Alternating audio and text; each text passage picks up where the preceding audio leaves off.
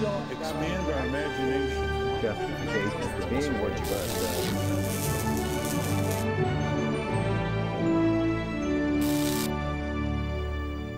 are. Welcome to Washington Unplugged. I'm Jan Crawford, joined, of course, by Bob Schieffer. In just a little bit, the president is going to outline his plans for how to reduce the deficit.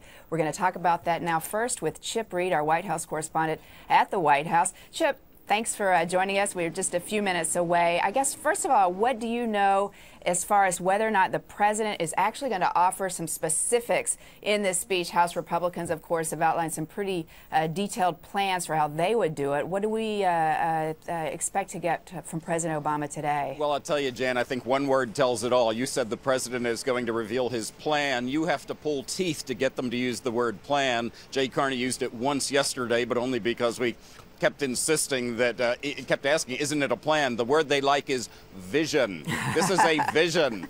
This is some big, grand, philosophical thing. I don't think we're going to get the kind of details a lot of people are crying out for. I think the president is going to dig deeper into the numbers. Up on the Hill, people who have been briefed by the president are already saying it's going to be $4 billion over 12 years or less. But well, let me interrupt you there.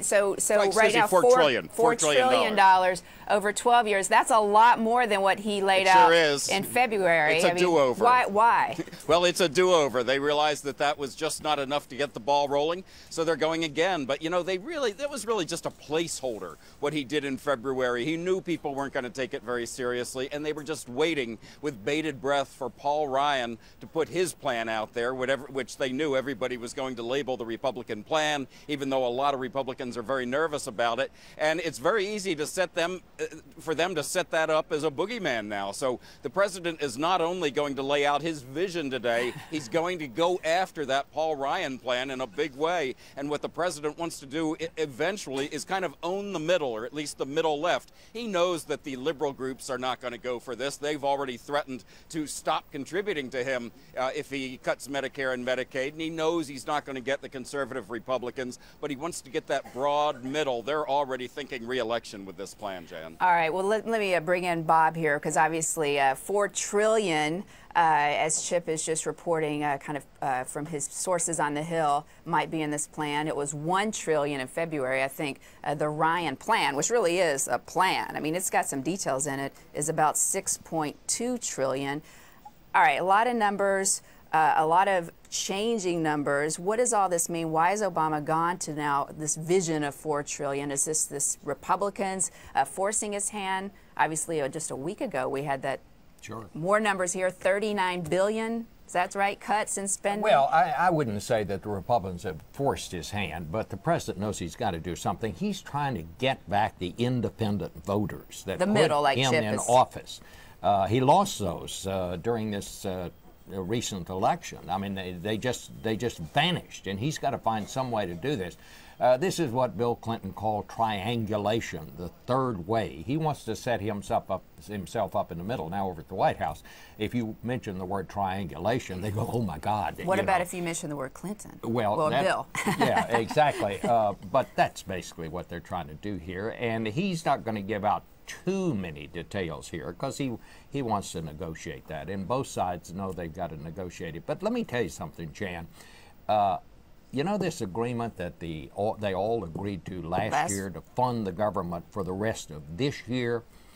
I'm still not certain that's going to pass. That was agreed to by the leadership. I think it's going to pass, but this is going to be very, very close. And that just shows we're talking about the major compromise. How dicey all of this is here, because, you know, you've got Democrats up in New York out demonstrating in the streets about the social cuts. You've got the Republicans talking about, oh, you know, we're not cutting enough in any of this. They've got to pass that first before they get to what the president's talking about, and that is this long-range plan. They're going to have to do something that'll satisfy the Republicans, or they're not going to vote to raise the debt limit, and that's the most important thing of all. But let me make sure I'm understanding straight. So we're talking right now the $39 billion spending cuts they agreed to after all this, you know, 11th hour, pushing it to midnight to avert the shutdown. You're hearing that's what may not fly. Now, I'm telling you that is still in doubt. I think it's going to pass, But it is not a done deal at this point because both sides have got to vote on this. The entire House and the entire Senate have got to vote on this, and they've got to come together on an agreement. It may not pass. If it doesn't, it just throws all this other stuff out the window. I think it's going to, but don't take it for granted that that's going to pass. There's still work to be done on both sides on that. Now, Chip, Bob and I are talking about, obviously, something that you've covered in great detail, the deal on cutting spending, averting that government shutdown.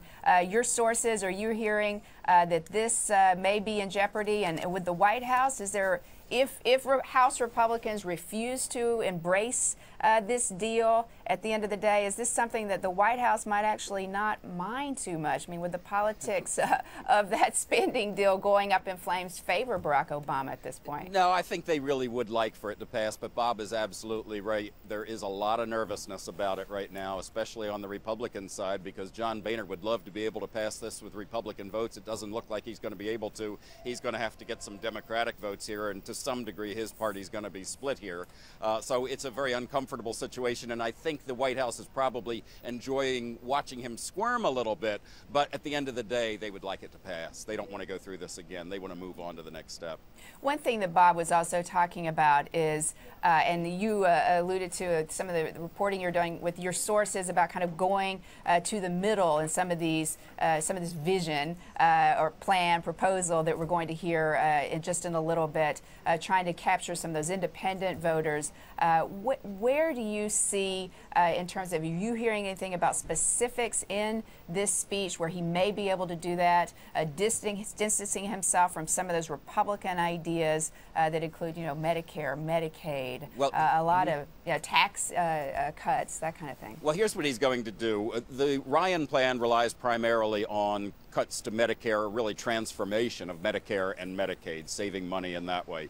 What the president is going to do is what Jay Carney and others here keep calling a balanced approach. It's not going to be just column A and column B, Medicare and Medicaid. He's also going to hit defense spending. He's also going to call for increasing taxes, as he has done repeatedly, on the wealthy, again drawing that line at $250,000, and not just tax rates, but also all sorts of tax loopholes, corporate tax loopholes. He wants to transform the tax system so that it's fairer, he will argue, and he wants to strengthen Medicare and Medicaid. So I think when you talk about strengthening Medicare and Medicaid and squeezing out inefficiencies, that's an expression that David Plouffe used this weekend.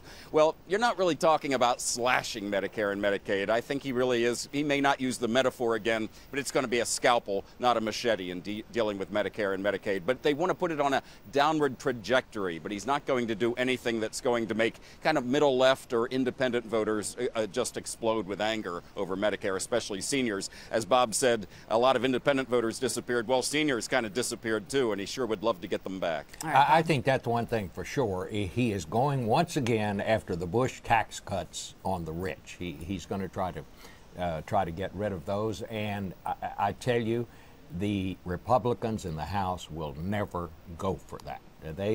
I think even some Republicans are going to say there has to be some way to find new revenues. In other words, more taxes somewhere, somehow. Republicans. Republicans, right. Even some Republicans. They might not come on this broadcast and tell us that, but they would say that behind the scenes.